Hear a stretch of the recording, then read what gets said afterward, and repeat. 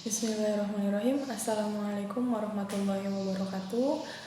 Perkenalkan, nama saya Nur Khalifah. Saya mahasiswi dari Universitas Islam Jakarta yang akan melaksanakan PPL ya di SMK Dinamika Pembangunan 2. Yang terhormat Ibu Aliyah selaku Guru Pendidikan Agama Islam di SMK Dinamika Pembangunan 2, dan yang saya banggakan adik-adik teman-teman ya kelas 11 yang saya banggakan di SMK Dinamika Pembangunan 2 ini. Pada pertemuan kali ini, pertemuan pertama kali ini, kita akan membahas mengenai membaca Al-Quran dengan meyakini bahwa taat pada aturan, kompetisi dalam kebaikan, dan etos kerja sebagai perintah agama. Ya, di sini terlihat judulnya ya, bahwa kita harus meyakini dan taat kepada aturan ya. Kemudian kompetisi dalam kebaikan. Kompetisi ini dalam artian berlomba-lomba dalam melakukan kebaikan. Kemudian etos kerja ya. Dan ini sebagai perintah agama. Ketiga poin ini merupakan suatu poin ya yang telah diperintahkan dalam agama Islam. Lanjut kepada materi. Ya, di sini bisa dilihat Quran surat An-Nisa surat keempat ayat 59. Saya bacakan terlebih dahulu ayatnya ya. A'udzu billahi minasyaitonir rajim. Bismillahirrahmanirrahim. Ya ayyuhalladzina amanu athi'ullaha wa athi'ur rasula wa ulil amri minkum. Wa in tanaza'tum fi syai'in farudduhu ilallahi wan rasuli in kuntum tu'minuna billahi wal yawmil akhir. Dzalika khairun wa ahsanu ta'wila. Artinya, wahai orang-orang yang beriman, taatilah Allah dan taatilah Rasulnya, yaitu Muhammad, dan ulil amri, pemegang kekuasaan di antara kamu ya. Kemudian jika kamu berbeda pendapat tentang sesuatu, maka kembalikanlah kepada Allah Subhanahu wa taala ya, Al-Qur'an dan Rasulnya ya, sunnah. Jika kamu beriman kepada Allah dan hari kemudian, yang demikian itu lebih utama bagimu dan lebih baik akibatnya. Ya, ini Quran surat An-Nisa ayat 59. Di sini telah jelas bahwa terjemahannya yaitu taatilah Allah dan taatilah Rasulnya. Kemudian ulil amri. Apa sih ulil amri? Ulil amri ini adalah pemegang kekuasaan di antara kamu, di antara kalian ya. Sebagai contoh nanti di slide setelah ini akan ada penjelasannya. Kemudian kita bisa lanjut dulu. Nah, ini dia tajwid Al-Quran, Quran surat An-Nisa ayat 59. Ya, seperti tadi yang sudah kita lihat ayatnya, ayat 59 Quran surat An-Nisa, terdapat beberapa hukum tajwid ya. Di dalamnya yang pertama itu ada ya ayyuha. Ya, yaitu adalah mad jaiz munfasil. Ya, di situ terlihat bahwa mad jaiz munfasil karena fathah ketemu alif ya. Kemudian bertemu hamzah dalam satu kata ya. Dan dibaca panjang 2-6 harokat. Kemudian ada mad tabi'i alladzina, yaitu kasroh bertemu dengan ya sukun. Kemudian ada lagi amanu ya, karena ada hamzah berharokat fathah bertemu dengan alif, dibaca panjang 2 harokat. Kemudian ada lagi mad jaiz munfasil. Mad jaiz munfasil tadi sama seperti yang pertama ya, amanu ati'un. Kemudian ada mad tabi'i lagi, kasroh bertemu dengan ya sukun. Kemudian takhim ya, tafkhim itu ada di ayat ati'ullaha ya. Kenapa disebut takhim? Karena lam jalalah tebal ya, karena domah bertemu dengan lam jalalah, yaitu dibaca tebal pada lafaz Allah ya. Kemudian lanjut lagi, itu ada matobi lagi. kasrah bertemu dengan ya sukun. Kemudian ikfa itu nun mati bertemu dengan kaf ya, dibacanya minkum. Oke. Jadi nun mati bertemu dengan kaf. Kemudian ada lagi ikfa lagi, fa'intana ya, itu nun mati bertemu dengan ta. Oke. Kemudian tarqiq. Nah, tadi ada takfim, ini ada tarqiq ya. Jadi tarqiq ini adalah dibaca tipis ya. Oke. Lanjut lagi. Untuk selanjutnya ada idgham bi gunnah.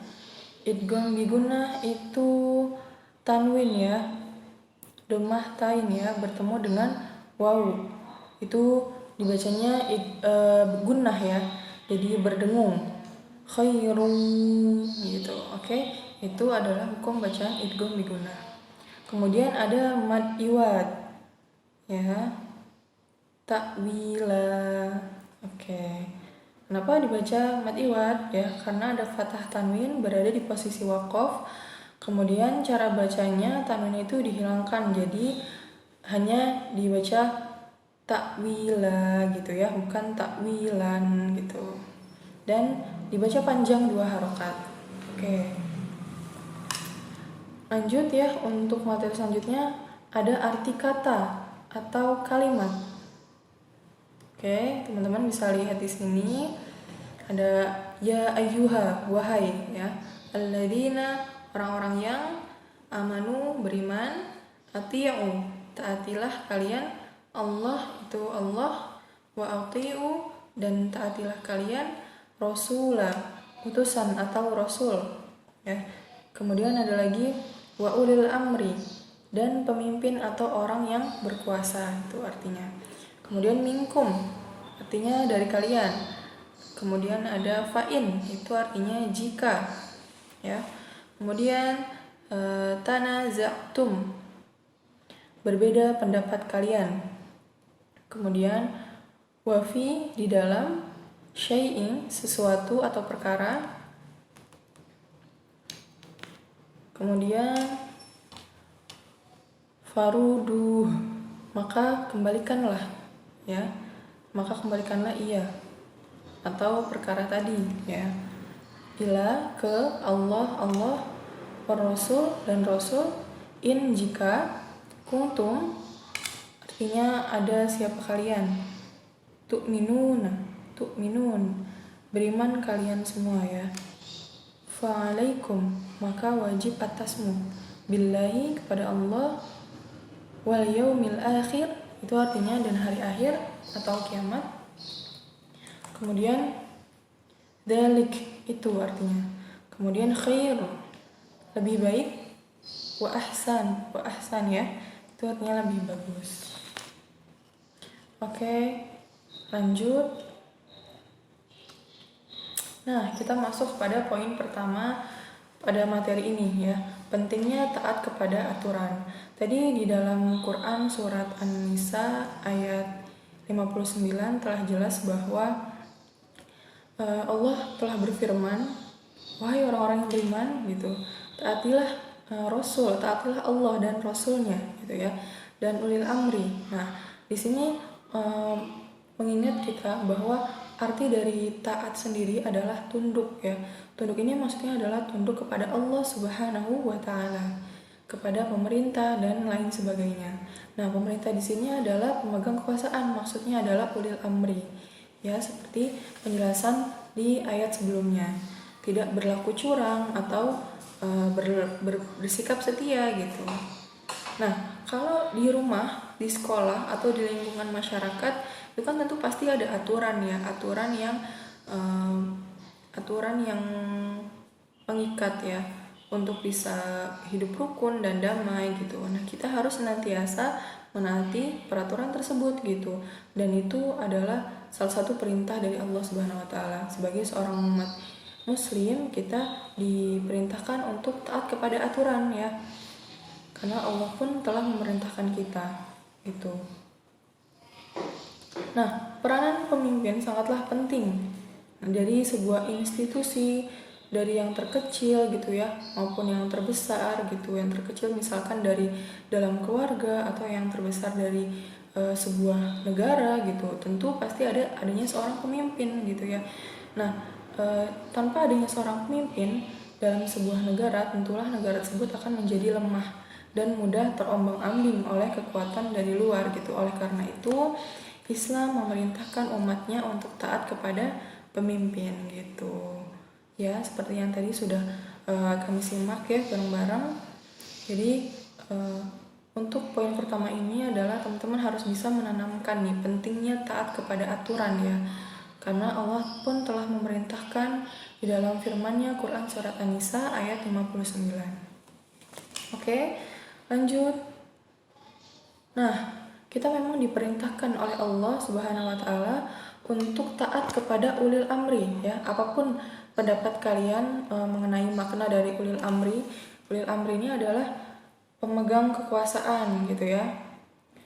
Nah, ada pula nih dari Abu Ja'far Muhammad bin Jarir At-Tabari, arti ulil amri itu adalah umaro, ahlul ilmi wal fiqih. Mereka yang memiliki ilmu dan pengetahuan fikih ya. Sebagian ulama yang lain itu berpendapat bahwa sahabat-sahabat Rasulullah Shallallahu Alaihi Wasallam lah yang dimaksud dengan ulil amri gitu. Kemudian ada pula pendapat dari Al-Mawardi. Ada 4 pendapat ya yang mengartikan bahwa ulil amri itu adalah yang pertama umaro, pemimpin ya. Kemudian pemimpin ini konotasinya adalah keduniaan ya, pemimpin pemerintah atau dan lain sebagainya gitu. Kemudian yang kedua ulama atau fuqaha ya. Yang kemudian yang ketiga sahabat-sahabat Rasulullah Shallallahu Alaihi Wasallam, dan yang keempat itu adalah 2 sahabat yaitu Abu Bakar dan Umar. Ini menurut Al-Mawardi ya. Jadi apapun makna yang kalian pahami mengenai ulil amri, kita memang diperintahkan oleh Allah untuk taat kepada ulil amri gitu. Namun perlu diperhatikan bahwa perintah taat kepada ulil amri ini tidak dapat disamakan dengan taat kepada Allah Subhanahu wa taala. Karena umat Islam itu wajib menaati perintah Allah Subhanahu wa taala dan Rasulnya. Dan perintah untuk menaati ulil amri ini adalah perintah dari Allah Subhanahu wa taala gitu. Jadi umat Islam juga diperintahkan pula untuk mengikuti atau menaati pemimpinnya. Apabila pemimpinnya memerintahkan kepada hal-hal yang baik gitu ya, kemudian kalau mengajak yang tidak baik, kita tentu kembalikan semuanya kepada Allah dan Rasulnya gitu. Jadi senantiasa kita untuk menaati semua peraturan yang ada di sekeliling, peraturan di sekolah gitu ya, peraturan di rumah, di keluarga dan sebagainya. Oke, kemudian selanjutnya ini ditegaskan kembali ada di hadis riwayat Muslim. Rasulullah Shallallahu Alaihi Wasallam bersabda dari Abi Abdurrahman, dari Ali, sesungguhnya Rasulullah bersabda tidak boleh taat terhadap perintah bermaksiat kepada Allah. Sungguhnya ketaatan itu hanya dalam hal yang ma'ruf gitu. Tadi sudah sempat kita bahas ya. Jika ada aturan-aturan yang memang tidak baik gitu, aturan-aturan yang menjerumuskan kita kepada hal-hal yang buruk gitu, tentu akan harus dimusyawarahkan dulu gitu. Kemudian kalau bisa kita tidak mengikutinya gitu, dan kita kembalikan semuanya kepada Allah dan Rasulullah Shallallahu Alaihi Wasallam. Kemudian lanjut. Nah, poin kedua pembahasan kita adalah kompetisi dalam kebaikan. Ya, kompetisi dalam kebaikan. Kompetisi. Nah, arti dari kompetisi ini adalah apa nih? Berlomba-lomba dalam kebaikan. Berlomba-lomba itu artinya tentu ada tujuan yang akan kita capai gitu ya, tujuan yang akan kita raih, yaitu mendapat keridhaan Allah Subhanahu wa taala. Sama aja kayak kita mau lomba matematika, lomba IPA gitu ya, dalam kompetisi di sekolah atau di luar sekolah, itu tentu kita akan memiliki tujuan, harus apa? Harus menang gitu ya. Dan tentu dalam kebaikan ini kita memiliki tujuan, yaitu hanya untuk mendapatkan ridha Allah Subhanahu wa taala. Karena tujuan ini adalah hanya untuk ibadah kepada Allah Subhanahu wa taala. Dan kebaikan-kebaikan ini tentu akan memberikan dampak baik pula bagi diri kita juga orang lain gitu. Nah, hidup adalah kompetisi untuk menjadi yang terbaik dan juga untuk meraih cita-cita yang diinginkan ya. Di sini penjelasannya. Namun memang sayang sekali memang banyak orang yang terjebak pada kompetisi yang hanya memperturutkan hawa nafsu duniawi ya, dan jauh dari suasana robani gitu. Jadi perlu diperhatikan juga nih untuk kompetisi yang memperturutkan hawa nafsu gitu ya. Kita jangan mau kalah oleh hawa nafsu kita sendiri gitu. Kita harus bisa mengendalikan diri kita ya, mengontrol diri kita pribadi dan senantiasa berpikir positif gitu untuk bisa terus berbuat baik gitu ya, untuk bisa berlomba-lomba berbuat baik. Kalau misalkan sekiranya teman kita, wah nilai dia bagus banget nih, matematikanya 100 gitu ya. Nah, tentu kita akan mengejar gitu ya, mengejar untuk bisa melampaui atau minimal menyetarakan dia gitu kemampuannya.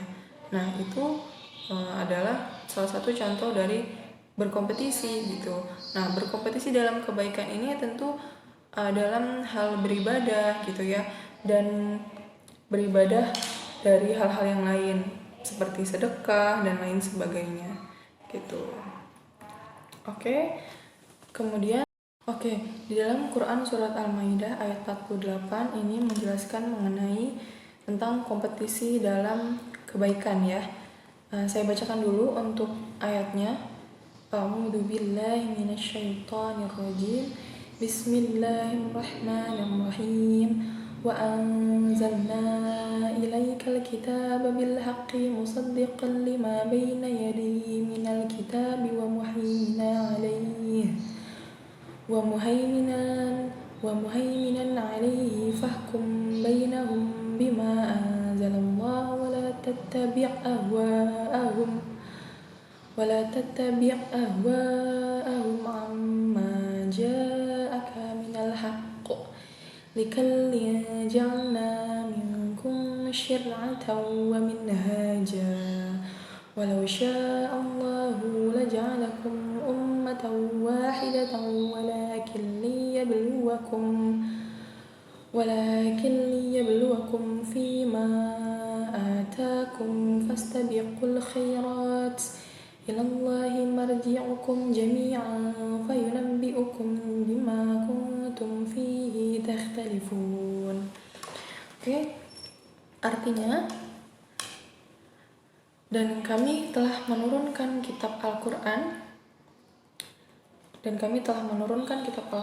kepadamu Muhammad dengan membawa kebenaran ya, yang membenarkan kitab-kitab yang diturunkan sebelumnya dan menjaganya, maka putuskanlah perkara mereka menurut apa yang diturunkan Allah Subhanahu wa taala, dan janganlah engkau mengikuti keinginan mereka dengan meninggalkan kebenaran yang telah datang kepadamu.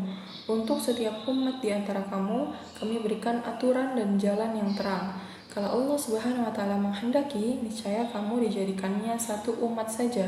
Tetapi Allah Subhanahu wa taala hendak menguji kamu terhadap karunia yang telah diberikannya kepadamu. Maka berlomba-lombalah berbuat kebaikan. Hanya kepada Allah Subhanahu wa taala kamu semua kembali, lalu diberitahukannya kepadamu terhadap apa yang dahulu kamu perselisihkan. Quran surat Al-Maidah ayat 48. Ya, jadi di sini sudah jelas sekali bahwa maka berlomba-lombalah berbuat kebaikan ya, hanya kepada Allah kamu semua kembali gitu. Oke, lanjut dulu. Nah, ini ada tajwid Al-Quran surat Al-Maidah ya, surat Al-Maidah ayat 48 ya. Nah, ini bisa dilihat tajwidnya. Yang pertama, likullin ja'alna, itu hukumnya ikhfa ya. Hukum bacaan tajwidnya adalah ikhfa. Kenapa ikhfa? Karena tanda baca kasroh tanwin bertemu dengan huruf jim ya. Ja ya, ja kasroh tanwin bertemu dengan ja, itu hukum bacanya ikhfa. Kemudian lanjut, minkum syir'atan, idhar syafawi ya, mim mati, mim sukun bertemu dengan huruf sya ya. Kemudian wa minhaja, Nah, ini adalah hukum bacaan mad iwad ya. Karena fathah tanwin bertemu alif dan diwakafkan ya. Ha, ja ya fathah, ha-nya fathah. Ja ya bertemu dengan alif dan diwakafkan. Kemudian walau Allah, mad wajib muttasil. Mad asli bertemu hamzah pada satu kata. Mad asli itu adalah mad tabi'i ya. Fathah bertemu dengan alif itu mad tabi'i, bertemu dengan hamzah dalam satu kata. Itu disebut dengan mad wajib muttasil. Kemudian ummatan wahidatan. Nah, ini adalah hukum bacaan idgham bi gunnah. Tanda baca fathah tanwin bertemu dengan huruf waw ya. Ini dibaca dengung ya, karena idgham bi gunnah itu memasukkan huruf ya. Jadi dibaca dengung. Adapun huruf dari idgham bi gunnah adalah ya, nun, mim sama wa. Nah, itu adalah hukum bacaan dari Quran surat Al-Maidah ayat 48. Oke. Nah, mengapa sih kita diperintahkan untuk berlomba-lomba dalam kebaikan? Kenapa ya? Kenapa kita senantiasa harus menanamkan di dalam diri kita sendiri untuk berlomba-lomba dalam kebaikan? Nah, yang pertama ini alasannya ya, mengapa kita harus diperintahkan untuk berlomba-lomba dalam kebaikan? Karena melakukan kebaikan itu tidak bisa ditunda-tunda dan harus segera dikerjakan. Sama aja nih kalau teman-teman adik-adik semua kalau mau ngerjain tugas gitu kan, itu nggak bisa ditunda-tunda, harus disegerakan. Karena kalau ditunda-tunda nanti malah keterusan gitu, ujung-ujungnya malah gak dikerjain atau dikerjainnya deadline-nya deket banget gitu, jadi tidak maksimal gitu. Nah, oleh karena itu kita senantiasa untuk diperintahkan berlomba-lomba dalam kebaikan. Jadi untuk biar kita tuh semangat terus gitu melakukan kebaikan dan melakukan sesuatu hal yang senantiasa harus segera dikerjakan, tidak boleh ditunda-tunda. Kemudian poin yang kedua, untuk berbuat baik hendaknya saling memotivasi dan saling tolong-menolong. Oleh karena itu kita perlunya berkolaborasi atau kerjasama. Nah, di dalam berlomba-lomba dalam kebaikan ini tentu kita harus saling memotivasi ya, antar teman gitu atau antar saudara dalam suatu keluarga gitu ya, harus saling tolong-menolong gitu. Karena motivasi yang paling penting gitu, yang paling berpengaruh adalah motivasi yang dari luar gitu, dari teman-teman kita, dari keluarga kita gitu, agar kita senantiasa melakukan perbuatan baik gitu ya. Dan kita perlu berkolaborasi dan bekerja sama dalam hal itu gitu. Kemudian yang ketiga, kesigapan ya. Kesigapan dalam melakukan kebaikan harus didukung dengan kesungguhan ya. Jadi kalau kita melakukan sebuah perilaku baik, kita harus sungguh-sungguh dulu nih.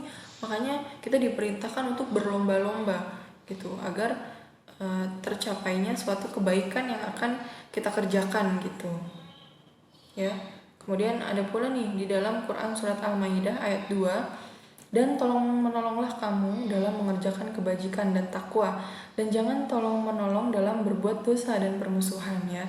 Tentu berlomba-lomba dalam kebaikan adalah hal yang sangat baik gitu. Jadi harus senantiasa sigap gitu ya, harus bersungguh-sungguh dalam melakukan kebaikan tersebut gitu. Oke, lanjut lagi. Nah, materi selanjutnya itu etos kerja ya. Seorang muslim harus menyeimbangkan antara kepentingan dunia dan akhirat. Tidak semata hanya berorientasi pada kehidupan akhirat saja, melainkan juga harus memikirkan kepentingan kehidupannya di dunia. Untuk menyeimbangkan antara kehidupan dunia dan akhirat, wajiblah seorang muslim untuk bekerja. Jadi di dunia ini kita hidup untuk di dunia ini adalah senantiasa berusaha gitu, berusaha semaksimal mungkin untuk bisa bertahan gitu ya, tentu dengan atas izin Allah Subhanahu wa taala. Dan gimana caranya kita agar seimbang antara dunia dan akhirat? Tentu dengan memiliki etos kerja yang baik gitu ya, etos kerja seorang muslim gitu ya. dan bekerjalah dengan sungguh-sungguh. Nih, ada catatan di bawah, bekerjalah dengan sungguh-sungguh dan maksimal. Bekerjalah sesuai dengan aturan Allah Subhanahu wa taala dan Rasulnya. Kalau pekerjaan itu tidak baik dan tidak benar, maka jauhilah. Jangan sampai di kemudian hari baru menyesal gitu ya. Sungguh ini tidak ada artinya. Jadi di sini sudah jelas catatannya bahwa bekerja dengan sungguh-sungguh dan maksimal gitu ya. Bekerja dalam berbagai bidang gitu ya. Seorang yang bekerja layak untuk mendapatkan predikat yang terpuji seperti potensialnya baik, kemudian aktif, dinamis, produktif gitu ya, profesional gitu ya. Dan untuk bisa bekerja dengan baik tentu harus memilih pekerjaan yang baik gitu ya. Jangan sampai memilih pekerjaan yang buruk gitu dan bisa menyebabkan atau mengakibatkan kerugian bagi diri kita sendiri juga orang lain, dan tentu merugikan ibadah kita kepada Allah Subhanahu wa taala gitu. Maka jauhilah gitu. Jangan sampai di kemudian hari kita baru menyesal gitu. Oke. Kemudian poin selanjutnya itu etos kerja seorang muslim. Nah, ini ada beberapa hal yang harus diperhatikan ya, teman-teman. Untuk yang pertama itu memilih pekerjaan yang halal. Di dalam Quran surat Al-Baqarah ayat 172, wahai orang-orang yang beriman, makanlah di antara rezeki yang baik-baik yang kami berikan kepadamu dan bersyukurlah kepada Allah jika benar-benar kepadanya kamu menyembah. Ya, di sini sudah ditegaskan ya bahwa Allah berfirman, makanlah di antara rezeki yang baik-baik yang kami berikan kepadamu dan bersyukurlah kepada Allah. Nah, memilih pekerjaan yang halal termasuk yang wajib ya, yang wajib kita lakukan gitu. Jangan sampai kita memilih pekerjaan yang haram ya, naudzubillah. Jangan sampai, karena semuanya akan berpengaruh untuk pribadi kita sendiri gitu ya, untuk keluarga kita gitu, karena kita memilih pekerjaan yang tidak halal. Kemudian poin yang kedua, bekerja sesuai dengan bidang keahlian. Ya, bekerja sesuai dengan bidang keahlian. Jangan kalian memaksakan bidang kalian di sini, kemudian kemudian malah jadinya salah gitu ya, melakukan suatu pekerjaan yang lain gitu. Maka baiknya bekerjalah sesuai dengan bidang keahlian gitu. Kemudian mengerjakan kewajiban sebelum meminta hak ya. Di sini maksudnya adalah ketika kita bekerja di suatu perusahaan atau yayasan gitu ya, tentu kita harus mengikuti aturan-aturan yang ada di dalam perusahaan tersebut ya. Dalam artian kita harus wajib melakukan pekerjaan yang seharusnya kita lakukan, dan kemudian tentu akan ada hak yang akan kita terima. Jangan sampai kita meminta hak di awal gitu ya, baru kita melakukan kewajiban pekerjaan tersebut gitu, atau justru malah kita tidak maksimal dalam melakukan kewajiban dalam bekerja gitu ya. Jadi mengerjakan kewajiban sebelum meminta hak itu adalah suatu hal yang wajib kita tanamkan di dalam diri kita masing-masing. Dan yang terakhir, bekerja dengan adab ya. Bekerja dengan adab ini ada beberapa poin. Yang pertama, kuat dan amanah. Kuat dan amanah ini adalah ketika kita kuat jasmani, kuat rohani gitu ya, tentu kita harus mempertahankan akidah kita juga gitu. Jangan sampai kita lalai kepada ibadah-ibadah yang telah Allah perintahkan gitu ya. Dan juga amanah. Amanah di sini maksudnya adalah taat kepada aturan yang telah dibuat oleh perusahaan, kemudian selesaikan pekerjaan sesuai dengan apa yang seharusnya diselesaikan gitu. Kemudian yang kedua, maksimal dalam bekerja. Maksimalkan pekerjaan kalian, maksimalkan usaha kalian dalam bekerja, sehingga nantinya akan memberikan dampak yang baik untuk kalian sendiri, untuk diri kalian masing-masing, untuk diri kita masing-masing gitu. Karena semua hal yang dilakukan dengan kebaikan, semua hal yang dilakukan dengan baik akan menghasilkan hal-hal yang baik pula gitu. Kemudian poin selanjutnya, ikhlas karena Allah. Nah, ini adalah poin yang sangat berpengaruh ya. Jadi di dalam bekerja kita harus nantiasa ikhlas, tulus dia bekerjanya tentu karena Allah gitu. Karena semua sudah kehendak Allah gitu. Semua apa yang kita lakukan, apa yang kita usahakan, libatkan Allah dalam segala perbuatan gitu, dalam segala usaha yang kita lakukan gitu. Kemudian mematuhi peraturan dalam pekerjaan. Seperti yang sudah di awal kita simak dalam Quran surat An-Nisa ayat 59 ya, mengenai taatilah kepada Allah dan Rasulnya gitu ya, termasuk dari mematuhi peraturan dalam pekerjaan. Ini adalah salah satu hal yang wajib kita laksanakan, wajib kita tanamkan di dalam diri kita masing-masing, karena mematuhi peraturan dalam pekerjaan merupakan suatu kewajiban yang mesti dilaksanakan sebagai etos kerja seorang muslim gitu ya. Muslim yang baik tentu akan mematuhi peraturan yang ada dimanapun, kapanpun dia berada gitu ya, apalagi di dalam sebuah pekerjaan gitu. Itu harus senantiasa ditanamkan di dalam diri kita masing-masing gitu. Oke. Mungkin itu saja yang bisa saya sampaikan pada pembelajaran hari ini ya.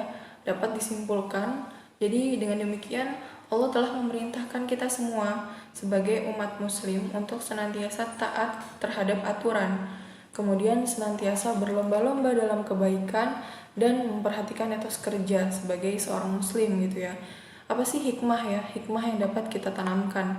Tentu hikmah dari kita mempelajari, menanamkan sikap ini di dalam diri kita masing-masing itu adalah agar kita senantiasa merasa diawasi oleh Allah gitu.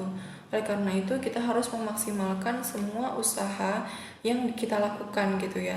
Jangan berpikir bahwa orang lain gak ngeliat gitu ya, atasan kita gak ngeliat, teman kita gak ngeliat bahwa kita telah berbuat keburukan. Tapi Allah selalu senantiasa melihat dan mengawasi kita kapanpun, dimanapun, dan bagaimanapun kondisi dan perbuatan kita gitu. Jadi hikmah yang dapat kita ambil adalah Allah maha melihat, Allah maha mengawasi. Jadi maksimalkan semua perbuatan yang telah kita lakukan, senantiasa berlomba-lomba dalam kebaikan, kemudian taat terhadap aturan ya, dimanapun dan kapanpun aturan itu ada gitu. Oke, baik, alhamdulillah pertemuan online kita gitu ya kali ini pembahasan materi dari taat terhadap aturan, berlomba-lomba dalam kebaikan dan etos kerja sudah selesai. Teman-teman dan adik-adik, sekiranya ada yang ingin ditanyakan nanti bisa didiskusikan di Google Classroom ya. Kemudian nanti mungkin ada tugas yang akan disampaikan di dalam Google Classroom. Oke. Mungkin sekiranya itu saja. Mohon maaf apabila banyak keliru dalam penyampaian materi saya ya. Tetap semangat untuk teman-teman dan adik-adik semua dalam menuntut ilmu, walaupun dalam keadaan pandemi pembelajarannya masih jarak jauh ya. Tetap tidak boleh kendor semangatnya gitu ya. Oke. Mungkin itu saja. Wassalamualaikum warahmatullahi wabarakatuh. Oke, kita tutup dengan doa penutup majelis. Subhanakallahumma wa bihamdika asyhadu an la ilaha illa anta astaghfiruka wa atubu ilaik.